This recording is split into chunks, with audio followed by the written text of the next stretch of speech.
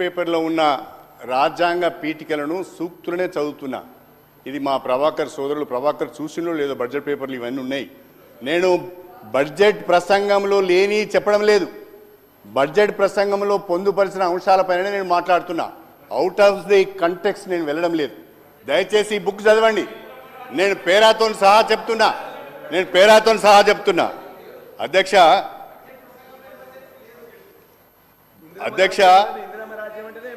ఒక్క నిమిషం ప్లీజ్. అధ్యక్ష,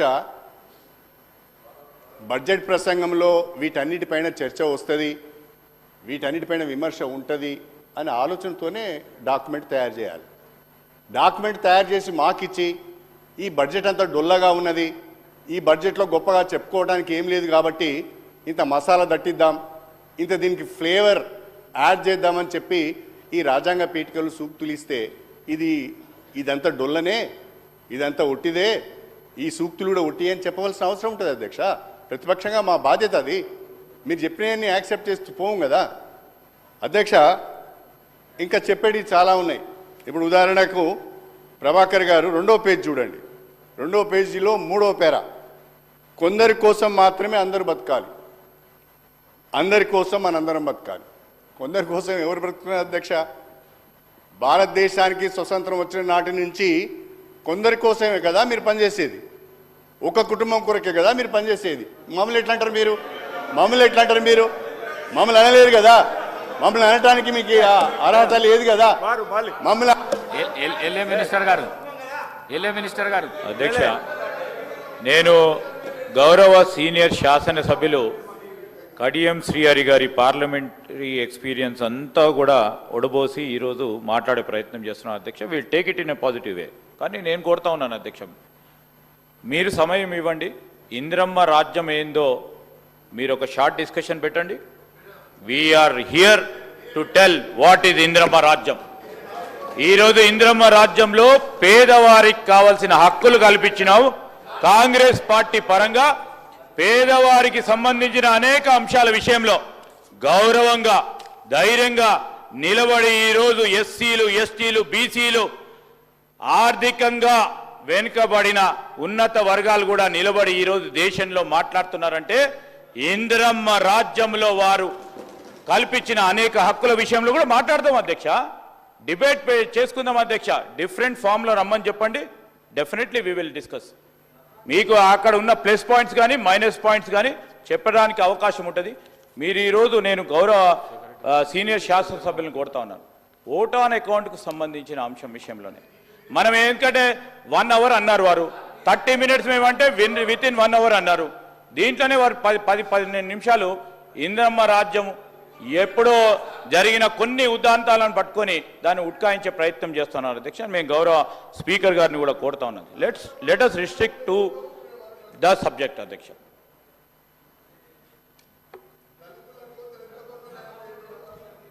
అధ్యక్ష, నేను మళ్ళీ మా మంత్రివర్యులు శ్రీధర్ బాబు గారికి చెప్తున్నాను, ఈ బుక్లో ఆ అంశాలు లేకుంటే నేను మాట్లాడేవన్నీ కాదు, కానీ ఈ బుక్లోనే ఉన్న అంశాలనే నేను మాట్లాడుతున్నాను. నేను వేరే అంశాలను తీసుకొచ్చి మాట్లాడడం లేదు. దయచేసి అర్థం చేసుకోవాల్సిన కోరుతున్నా. మరొకసారి ఈ రకమైన డాక్యుమెంట్ తయారు చేసేటప్పుడు శాసనసభకే పరిమితమై డాక్యుమెంట్ తయారు చేస్తే బాగుంటుందని చెప్పి ఈ సందర్భంగా నేను గుర్తు చేస్తాను. అధ్యక్ష, అదేవిధంగా పోనీ అదేవిధంగా పోనీ అధ్యక్ష,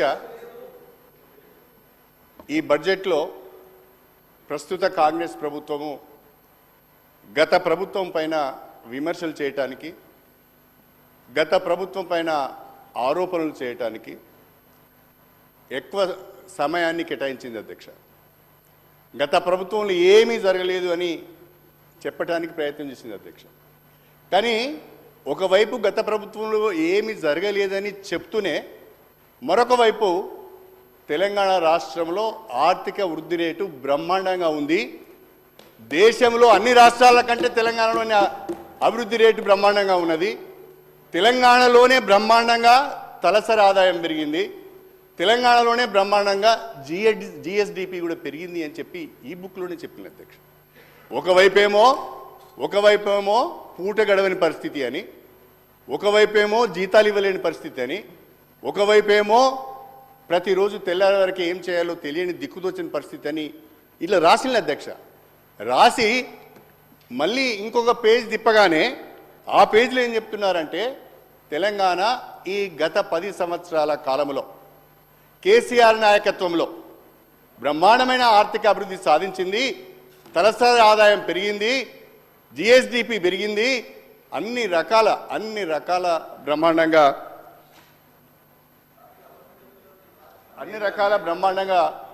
కార్యక్రమాలు జరిగినాయని చెప్తున్నారు. అధ్యక్ష ఒకసారి బడ్జెట్ ఎట్ ఏ గ్లాన్స్, ఇది మన మంత్రివర్యులు బట్టి విక్రమార్క గారు సభకు సమర్పించిన బడ్జెట్ ఎట్ ఏ గ్లాన్స్ అధ్యక్ష. ఇందులో 2024-25 గాను టోటల్ బడ్జెట్ వచ్చి 2,75,890 కోట్ల 69 లక్షల రూపాయలు బడ్జెట్గా ప్రతిపాదించారు అధ్యక్ష. ఈ బడ్జెట్లో ఒక్కసారి చూస్తే అధ్యక్ష 2023-24కు సంబంధించిన రివైజ్డ్ బడ్జెట్ వచ్చి 2,24,000 కోట్లు, 2,24,624 కోట్ల 87 లక్షల అధ్యక్ష. 24-25కి సంబంధించిన బడ్జెట్కి వచ్చేవరకే 2,75,890, అంటే దాదాపు శ్రీధర్ బాబు గారికి నా విజ్ఞప్తి, దాదాపు 51,000 కోట్ల రూపాయల బడ్జెట్ను పెంచి ఈ బడ్జెట్ పేపర్లో చూపించారు. నేను అడుగుతున్న ప్రభుత్వాన్ని, ఒకవైపు ఆర్థిక మాంద్యం వస్తున్నది, రాష్ట్రం యొక్క ఆదాయం పడిపోయింది, వనరులు సరిగా లేవు అని చెప్తూనే అదనంగా 51,000 కోట్ల రూపాయలు దీంట్లో బడ్జెట్లో చూపించారు. ఇవి ఎలా వస్తాయి? ఏమైనా ట్యాక్సెస్ పెంచుతారా? ఏమైనా పన్నులు వేస్తారా? ఏం చేస్తారో స్పష్టత ఇవ్వలేదు అధ్యక్ష. రెండవ వైపు ట్యాక్స్ రెవెన్యూ కింద గతంలో 1,18,195 కోట్ల రాబడి ఉంటే ఇప్పుడు 1,38,228 కోట్ల రూపాయలు చూపించారు అధ్యక్ష. అంటే ట్యాక్స్ రెవెన్యూ 20,000 కోట్లు పెంచి చూపిస్తున్నారు. ఈ ట్యాక్స్ రెవెన్యూ 20,000 కోట్లు పెంచడం అంటే ఎలా పెంచబోతున్నారు? అంటే ఏమైనా అడిషనల్ ట్యాక్సెస్ వేస్తారా? ఆల్రెడీ మన స్టేట్ ఓన్ ట్యాక్స్ రెవెన్యూనే 84%కి వచ్చింది మనది. ఇంకెక్కడి నుంచి ఈ వనరులు సమీకరిస్తారు, ఏ రకంగా సమీకరిస్తారో చెప్పలేదు అధ్యక్ష. మరొక వైపు రాష్ట్రం అప్పుల పాలైందని చెప్తూనే ఈ సంవత్సరం 59,625 కోట్ల 21 లక్షల రూపాయలు అప్పులు చేసే విధంగా ఈ బడ్జెట్లో పెట్టారు. గత ప్రభుత్వం కేసీఆర్ ప్రభుత్వం రాష్ట్రాన్ని అప్పుల పాలు చేసింది, అసెట్స్ క్రియేట్ చేయలేదు, ప్రజల మీద అప్పుల భారం పడ్డదని చెప్పిన కాంగ్రెస్ పార్టీ, కాంగ్రెస్ ప్రభుత్వం ఈ సంవత్సరం 59,600 కోట్ల రూపాయలు అప్పులు తీసుకోవడానికి దీంట్లో పొందుపరిచారు. ఇవన్నీ చేసినా కూడా ఫిస్కల్ డిఫిసిట్ వచ్చి 53,227 కోట్ల అధ్యక్ష. ఇంత డిఫిసిట్తోని ఈ బడ్జెట్ను మనము పూర్తి చేసుకోగలుగుతామా? మనం ఇచ్చిన హామీలను ఇంత డిఫిసిట్తోని మనం ఇచ్చిన హామీలను నెరవేర్చగలుగుతామా? ప్రజలకు సంక్షేమ పథకాలు అందించగలుగుతామా? మనం ఆశించిన క్యాపిటల్ ఎక్స్పెండిచర్ చేయగలుగుతామా? రాష్ట్ర ప్రభుత్వము తన సమాధానంలో చెప్పాలని చెప్పి నేను ఈ సందర్భంగా కోరుతున్నాను. ప్రధానంగా అధ్యక్ష గత ప్రభుత్వంలో ఏమి జరగలేదు అని చెప్పడానికి ఒక పేరా మొత్తం కేటాయించిన అధ్యక్ష. బడ్జెట్ డాక్యుమెంట్లో ఒక పేరా మొత్తము గత ప్రభుత్వంలో ఏ రకమైన అభివృద్ధి జరగలేదని. నా దగ్గర అన్ని డీటెయిల్స్ ఉన్నాయి అధ్యక్ష. ఈ డీటెయిల్స్ అన్నీ కూడా ఒక్కసారి కావాలంటే స్పీకర్ గారి ద్వారా నేను శ్రీధర్ బాబు గారికి పంపిస్తాను.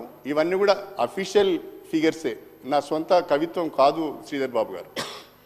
దీంట్లో ఒక్కసారి చూడండి అధ్యక్ష, స్టేట్ బడ్జెట్ గ్రోత్ 2014 జూన్ 2న తెలంగాణ వచ్చింది అధ్యక్ష. ఆనాటి నుంచి ఈనాటి వరకు 2014-2015లో మన బడ్జెట్ 1,637 కోట్ల రూపాయలు ఉంటే ఈనాడు మన బట్టి విక్రమార్క గారు ప్రజెంట్ చేసిన మన బడ్జెట్ 2,75,891 కోట్ల అధ్యక్ష. ఆర్థిక అభివృద్ధి లేకుండా ఈ బడ్జెట్ గ్రోత్ ఎట్లుంటుంది అధ్యక్ష? 1,00,000 నుంచి 2,75,000 మన బడ్జెట్ పెరిగింది అంటే ఆర్థిక వృద్ధి ఉంది కాబట్టే ఈ బడ్జెట్ గ్రోత్ సాధ్యమైందనే విషయాన్ని గ్రహించాలి.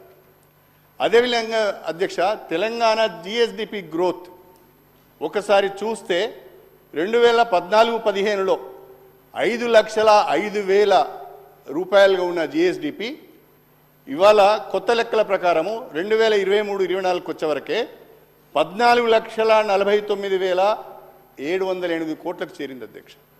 వాస్తవంగా మధ్యన 2019-2020, 2020-2021లో కనుక కోవిడ్ రాకపోయినట్లయితే ఇది దాదాపుగా 18 లక్షలకు చేరుకునేది. అంటే ఏ రకంగా తెలంగాణ ప్రభుత్వము క్యాపిటల్ ఎక్స్పెండిచర్ చేసిందో దయచేసి అర్థం చేసుకోవాల్సిందిగా నేను సభ్యులకు విజ్ఞప్తి చేస్తున్నా. అదేవిధంగా అధ్యక్ష, overall growth Telangana when compare to all other states in India overall growth కనుక చూస్తే అధ్యక్ష, మనము తెలంగాణ ఓవరాల్ యావరేజ్ గ్రోత్ వచ్చి 12.7, అంటే ఇన్క్లూజివ్ ఆఫ్ 2019-20, 2020-21 కోవిడ్ పీరియడ్. 2014-15 నుంచి 2022-23 వరకు ఈ గ్రోత్ వచ్చి 12.7. అదే సమయంలో government of India all India growth వచ్చి 10.5. అంటే ఆల్ ఇండియా గ్రోత్ కంటే తెలంగాణ గ్రోత్ ఎక్కువ ఉంది. అంటే ఇది భారత రాష్ట్ర సమితి ప్రభుత్వం సాధించిన ప్రగతే కదా అధ్యక్ష, విజయమే కదా అధ్యక్ష. ఎట్లా కాదంటారని నేను అడుగుతున్నా. అంతేకాదు మా రామకృష్ణరావు గారు ఇచ్చిన ఫిగర్స్ ఇవి, ఆడ కూర్చున్న రామకృష్ణరావు గారు ఇచ్చిన ఫిగర్స్ ఇవి. 2014-15లో Telangana GSDP contributed approximately 4% to the GDP of the nation. ఇప్పుడు 2023-24కి వచ్చేవరకే Telangana's GSDP contributed 5% to India's GDP. 4% నుంచి 4.9కి పెరిగింది. నియర్లీ అప్రాక్సిమేట్లీ 5% ఈరోజు మన జీడిపికి మన జిఎస్డిపి కాంట్రిబ్యూషన్. అదేవిధంగా తెలంగాణ పర్ క్యాపిటల్ ఇన్కమ్ మన బడ్జెట్ పేపర్లో కూడా బట్టి విక్రమార్క గారు మా ఫైనాన్స్ మినిస్టర్ గారు మెన్షన్ చేసిండ్రు. ఆ ఫిగరే నేను చెప్తున్నా. దీంట్లో దీంట్లో ఏముంది అధ్యక్ష, 2023-2024కి వచ్చేవరకే మన తలసరి ఆదాయం పర్ క్యాపిటల్ ఇన్కమ్ వచ్చి 3,43,297 రూపాయలు. మొత్తం భారతదేశంలో పర్ క్యాపిటల్ ఇన్కమ్లో మనం 3వ స్థానంలో ఉన్నాం అధ్యక్ష. మనకంటే ముందున్న వాళ్ళు ఎవరు? ఓన్లీ సిక్కిం అండ్ ఢిల్లీ తర్వాత అత్యధిక తలసరి ఆదాయం కలిగిన రాష్ట్రం తెలంగాణ. ఇది ఎట్లా సాధ్యమైంది అధ్యక్ష? ఇది కేసీఆర్ గారు సాధించిన ప్రగతి విజయం కాదా అని నేను ఈ సందర్భంగా అడుగుతున్నాను.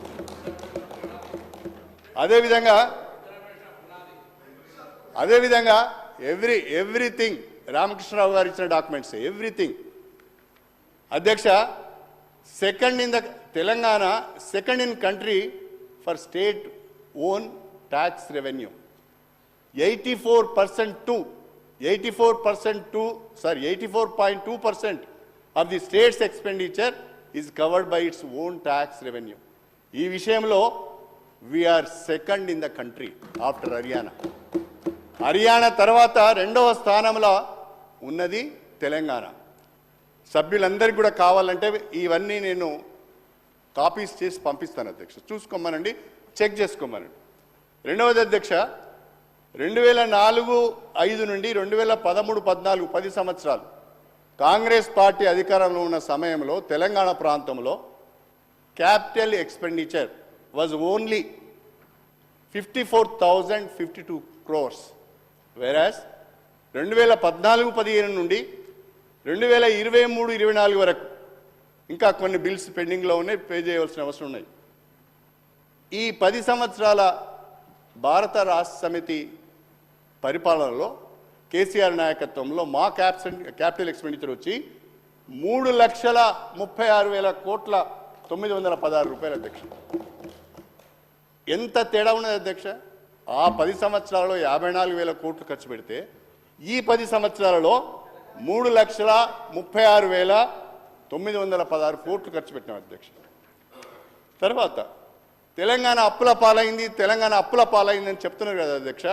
నా దగ్గర టోటల్ ఇండియాలో ఉన్న 29 రాష్ట్రాల యొక్క అప్పుల వివరాలు మనం ఎక్కడ ఉన్నది ఈ టేబుల్లో ఉన్నది అధ్యక్ష. ఇక్కడ 29 రాష్ట్రాలలో తెలంగాణ 28.2% ఆఫ్ లోన్ టు జిఎస్డిపితో 23వ స్థానంలో ఉన్నాం అధ్యక్ష. అంటే అప్పుల విషయంలో మనకంటే 22 రాష్ట్రాలు ముందున్నాయి, మనకంటే ఎక్కువ అప్పులు చేసినాయి. ఈ విషయాలన్నింటినీ మర్చిపోయి ఇంత బ్రహ్మాండమైన ఆర్థిక అభివృద్ధి భారత రాష్ట్ర సమితి సాధిస్తే ఏ రకమైన అభివృద్ధి జరగలేదని కౌంటర్ చెప్తాను నేను.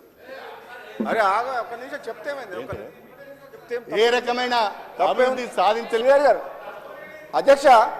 అధ్యక్ష ఒకటే నిమిషం ఒకటే ఏమైతుందమ్మా చాలాసార్లు ఇచ్చాం. నిన్న శ్రీహరి గారికి ఇచ్చిండ్రు, నిన్న కడియం శ్రీహరి గారికి, నిన్న మీరు కడియం శ్రీహరి గారు మెంబర్ కాదు రాజగోపాల్ రెడ్డి గారు కూర్చోండి. ఫైనాన్స్ మినిస్టర్ గారు తప్ప వేరే వాళ్ళు మాట్లాడడానికి ఉండదు. ఒక సభ్యుడు ఎట్లా మాట్లాడతారు సార్? కూర్చో. మీకు అవకాశం వచ్చినప్పుడు మాట్లాడండి. మీకు అవకాశం వచ్చినప్పుడు అధ్యక్ష నేను ఇంతవరకు చెప్పిన గణాంకాల ద్వారా నేను చెప్పదలుచుకున్నది ఏంటంటే 10 సంవత్సరాల భారత రాష్ట్ర సమితి ప్రభుత్వంలో కేసీఆర్ నాయకత్వంలో తెలంగాణ రాష్ట్రం దేశంలోనే బ్రహ్మాండమైన అభివృద్ధిని ప్రగతిని సాధించిందని చెప్పడానికే నేను ఆ గణాంకాలన్నీ కూడా మీ ముందు పెట్టారని చెప్పి ఈ సందర్భం గుర్తు చేస్తున్నా. ఇక అధ్యక్ష ఎన్నికలకు ముందు కాంగ్రెస్ పార్టీ ఎన్ని హామీలు ఇచ్చిందో వాళ్ళకి తెలియదు అధ్యక్ష. 6 గ్యారంటీల పేరిట 13 హామీలు ఇచ్చారు. తెలంగాణ కాంగ్రెస్ అభయహస్తం మేనిఫెస్టో పేరిట అనేక హామీలు ఇచ్చారు. అనేక declarations, SC declaration, ST declaration, BC declaration, యువత డిక్లరేషన్, మహిళా డిక్లరేషన్, రైతు డిక్లరేషన్, మైనారిటీ డిక్లరేషన్, అనేక డిక్లరేషన్ల పేరిట అనేక హామీలు ఇచ్చింది అధ్యక్ష. దాదాపుగా మేము లెక్క కట్టిన అధ్యక్ష అవన్నీ 420 హామీలు ఇచ్చింది అధ్యక్ష. ఆ 420 హామీలు 420 హామీలు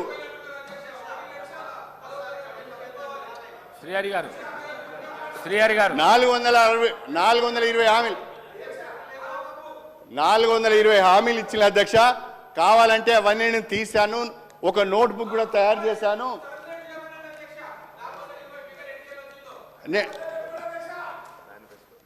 అధ్యక్ష ఇది కాంగ్రెస్ పార్టీ వాళ్ళ మేనిఫెస్టో అధ్యక్ష. వీళ్ళు అడుగుతారని నేను ప్రిపేర్ అయ్యి వచ్చిన అధ్యక్ష. నా దగ్గర డాక్యుమెంట్ ఉన్నది అధ్యక్ష. అన్ని మొత్తము సమాచారం నా దగ్గర ఉన్నది అధ్యక్ష. అయితే నేను చెప్పదలుచుకున్నది ఏంటంటే రాష్ట్ర వనరులను పరిగణలోకి తీసుకోకుండా అధ్యక్ష ఇట్లయితే కష్టం. మీరు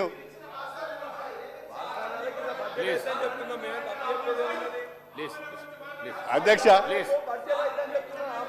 ప్లీజ్ సత్యనారాయణ గారు ప్లీజ్.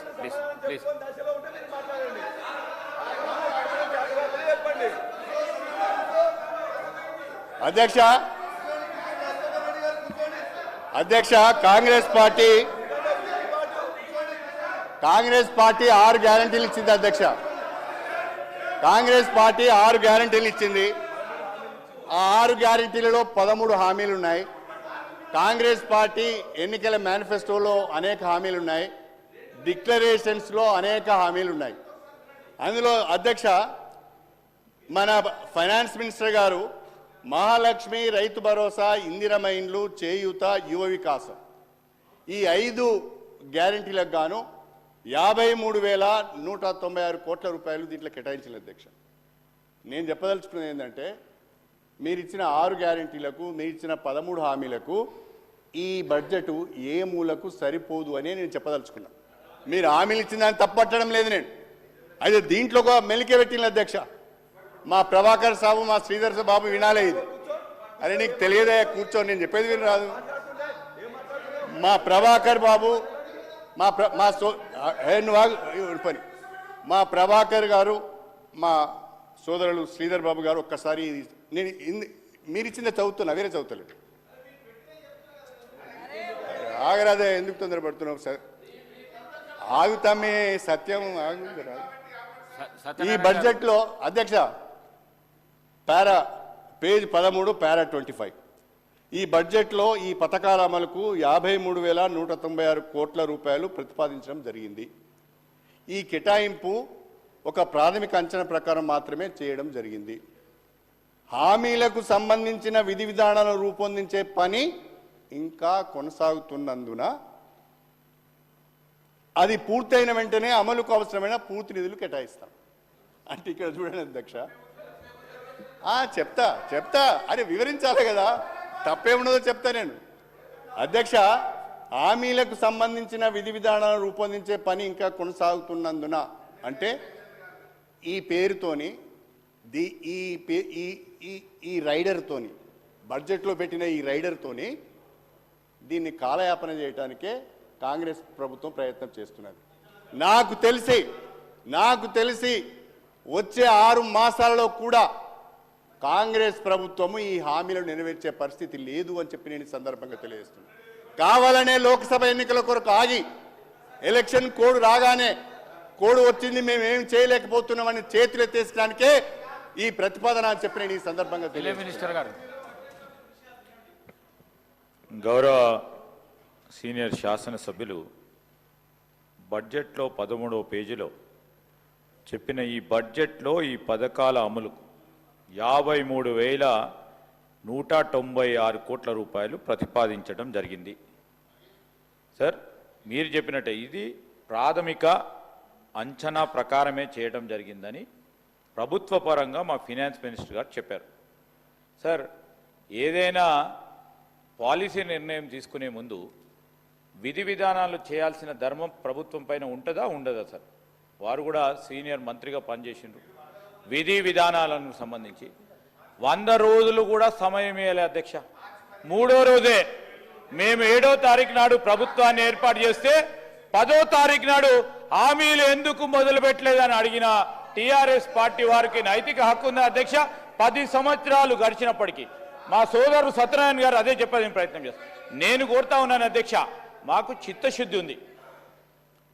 మేమిచ్చిన హామీలు కానీ ప్రతి ఒక్కటిని కూడా అమలు చేయాలని చిత్తశుద్ధితోని పనిచేస్తూ ఉన్నాం. ప్రజలకు అర్థమవుతా ఉంది.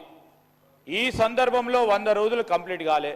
వారు ఏమనుకుంటున్నారంటే వీరు ఎట్టి పరిస్థితుల్లో ఈ హామీలు అమలు చేయొద్దు అని వారికి అభిప్రాయం ఉంది. వారి అభిప్రాయం ఉంది. ప్రజలకు ఏది చేయొద్దు ఈ ప్రభుత్వం అని ఉంది. కనాలో డబ్బులు లేనట్టి పరిస్థితి వారు తీసుకొచ్చినప్పటికీ ఈరోజు మేము చెప్తా ఉన్నాం, ఆర్థిక క్రమశిక్షణ తీసుకొచ్చి ప్రతి ఒక్క హామీని అమలు చేస్తాం. మేము ఏదో ఎన్నికలు వస్తున్నాయని కాదు, ఎన్నికల రాకముందే డిసెంబర్ మాసంలోనే 13 అంశాల్లో 2 ప్రధానమైన హామీలను నిలబెట్టుకున్నాం. ఇంకా 2 హామీలను కూడా మొన్న గవర్నర్ గారి స్పీచ్ ముఖ్యమంత్రి గారు స్పష్టంగా చెప్పడం జరిగింది. ఈ రోజు నుంచి మేము ఈ 2 హామీలను కూడా చేస్తా ఉన్నాం. అంటే ఇంకెన్ని మిగిలి ఉన్నాయి అధ్యక్ష? ఇంకా 9 గ్యారెంటీలో 9 అంశాలు ఉన్నాయి. ఆ 9 అంశాలను విధి విధానాలను కూడా తయారు చేయాల్సిన ప్రధానమైన బాధ్యత ప్రభుత్వ పరంగా ఉంటుంది అధ్యక్ష. వారికి కూడా తెలుసు. కానీ ఈరోజు రాష్ట్ర ప్రజలకి భయభ్రాంతులను చేయాలి, ఈరోజు అనుమానాలు సృష్టించాలి అనే ఒక దృక్పథంతో పోతా ఉన్న సందర్భంలో మేము చెప్తా ఉన్నాం రాష్ట్ర ప్రజలకి, మేము ఖచ్చితంగా మేము ఇచ్చిన 6 గ్యారెంటీలతో పాటు ఇంకా మేనిఫెస్టోలో చెప్పిన ప్రతి ఒక్క అంశాన్ని ఒక ప్రణాళికాబద్ధంగా తప్పకుండా అమలు చేస్తాం. ఎవరికి అపోహలు వద్దని ప్రత్యేకంగా టీఆర్ఎస్ పార్టీకి సంబంధించిన మా గౌరవ శాసనసభ్యులకు అపోహలు ఉండొద్దని మేము కోరుతా ఉన్నాం. శ్రీహరి గారు.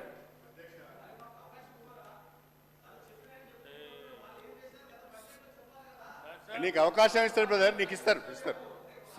అధ్యక్ష,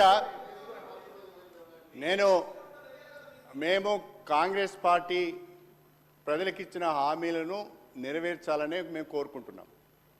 మేము అడ్డుపడాలనే ఆలోచన కానీ వాళ్ళు కాలయాప ఎందుకే మాట్లాడతాను? ఏముందా? ఏమొస్తుందా నీకు? ఏమొస్తుంది? ఏంటి సార్ అది? అరే నువ్వు ఫస్ట్ మొదటిసారి అసెంబ్లీకి వచ్చారు, నేర్చుకోండి. ఎందుకు తొందరపడుతున్నారు? అక్కడ మాట్లాడు నాతో మాట్లాడు. అధ్యక్ష, కాంగ్రెస్ పార్టీ ప్రజలకు ఇచ్చిన హామీలు నెరవేర్చాలనే మేము కోరుకుంటున్నాం. దానికి కావలసిన మా సహకారం కూడా ఉంటుంది.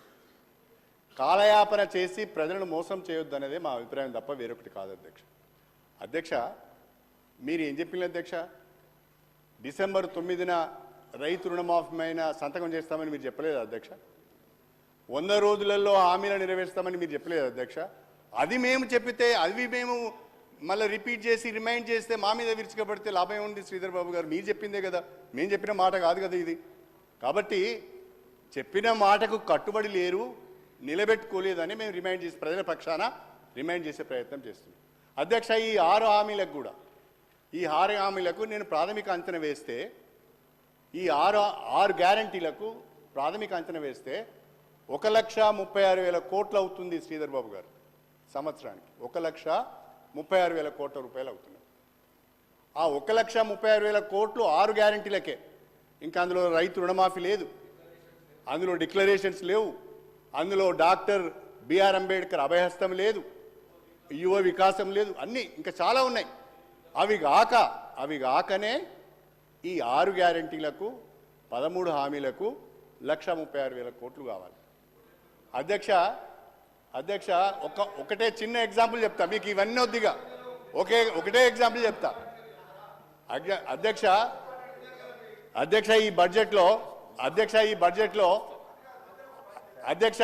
ఈ బడ్జెట్లో మొన్న మన ఫైనాన్స్ మినిస్టర్ గారు ఒక మాట చెప్పారు, చాలా సంతోషకరమైన వార్త చెప్పారు. ఏమని అంటే, ఈ సంవత్సరము ఒక్కొక్క నియోజకవర్గానికి 3,500 చొప్పున ఇండ్లు మంజూరు చేస్తాము అని చెప్పారు. అంటే ఎన్ని అవుతున్నాయి అధ్యక్ష? అవి 119 నియోజకవర్గాలంటే 4,16,000 ఇండ్లు అవుతున్నాయి.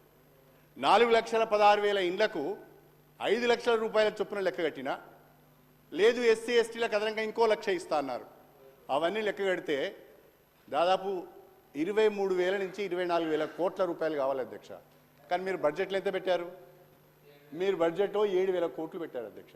అంటే ఇది తప్పించుకోవడం కాదా అధ్యక్ష? ఇది వాస్తవాలు తెలుసుకోకుండా మాట్లాడితే నేనేం చేయాలి? మీరు చెప్పిన మాటలే, మీరు ఇచ్చిన ఫిగర్స్నే మేము మాట్లాడుతున్నాం, భిన్నంగా ఏం మాట్లాడడం లేదు, కొత్త ఫిగర్ నేను తీసుకురావడం లేదు. అదేవిధంగా మహాలక్ష్మి అన్నారు అధ్యక్ష, అదేవిధంగా మహాలక్ష్మి అన్నారు. ఏమన్నారు? ఆ మహాలక్ష్మి కూడా 6 గ్యారంటీలలోనే ఉన్నది. మహాలక్ష్మి ఏమన్నారు? మహాలక్ష్మి గ్యారంటీలో 3 హామీలు ఉన్నాయి. అందులో ఇప్పుడు 2 హామీలు నెరవేర్చారు. ఉచిత బస్సు సౌకర్యం ఒకటి నెరవేర్చారు, రేపో మాపో గ్యాస్ సిలిండర్ కూడా చేస్తామంటున్నారు, సంతోషం. కానీ అసలు హామీ ఏంటిదంటే, ప్రతి మహిళకు ప్రతి నెలకు 2,500 రూపాయల చొప్పున ఆర్థిక సాయం చేస్తామన్నారు. మన రాష్ట్రంలో 18 అరే కాదా బాబు, నువ్వు రాసింది చెప్తున్నా నేను, కొత్తవి నీకు తెలియదు, ఇల్లు ఉన్నది. వీడియో చూడండి అధ్యక్ష. మన రాష్ట్ర